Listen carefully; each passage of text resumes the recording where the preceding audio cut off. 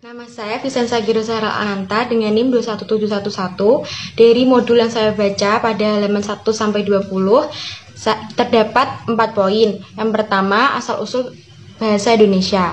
Dasar linguistik yang dipakai sebagai dasar bagi bahasa Indonesia adalah bahasa Melayu Riau.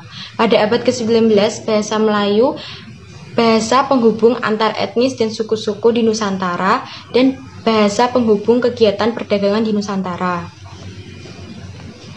Alasan lain bahasa Melayu sebagai bahasa nasional, yang pertama, bahasa Melayu Riau merupakan bahasa minoritas dan bahasa Indonesia lahir untuk membela kaum minoritas. Yang kedua, bahasa Melayu Riau lebih sederhana dan mudah dipelajari, dikuasai, dan digunakan oleh seluruh rakyat Indonesia. Bukti pemersatu yaitu dengan ditemukannya prasasti dan sumber-sumber dokumen. Dari prasasti dan peninggalan kuno, diketahui bahwa bahasa Melayu telah digunakan sejak zaman Kerajaan Sriwijaya. Poin yang kedua adalah peresmian nama bahasa Indonesia. Pada saat Sumpah Pemuda 28 Oktober 1928, para tokoh muda menyepakati bahasa Indonesia sebagai bahasa persatuan Indonesia. Muhammad Yamin mengusulkan agar bahasa Melayu diangkat sebagai bahasa nasional. Ikrar Sumpah Pemuda berbunyi, 1. Kami, putra dan putri Indonesia, mengaku bertumpah darah yang satu tanah air Indonesia. 2. Kami, putra dan putri Indonesia, mengaku berbangsa yang satu, bangsa Indonesia.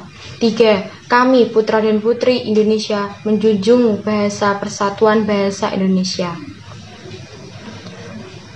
Poin yang ketiga, tonggak sejarah bahasa Indonesia. Tahun 1801 disusunlah ejaan bahasa Melayu. Ejaan ini dimuat dalam Kitab Logat Melayu.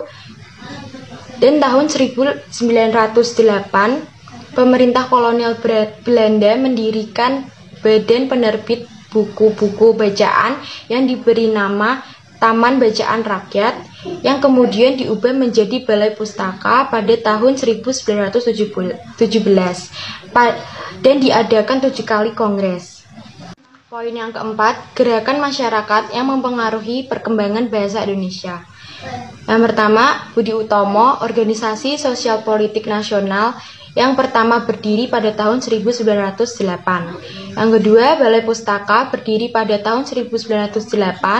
Yang ketiga, Sumpah Pemuda pada 1928 sebagai awal lahirnya bahasa Indonesia yang sebenarnya. Yang keempat, Syarikat Islam berdiri pada tahun 1912. Demikian ringkasan dari modul yang telah saya baca. Terima kasih, Tuhan Yesus memberkati.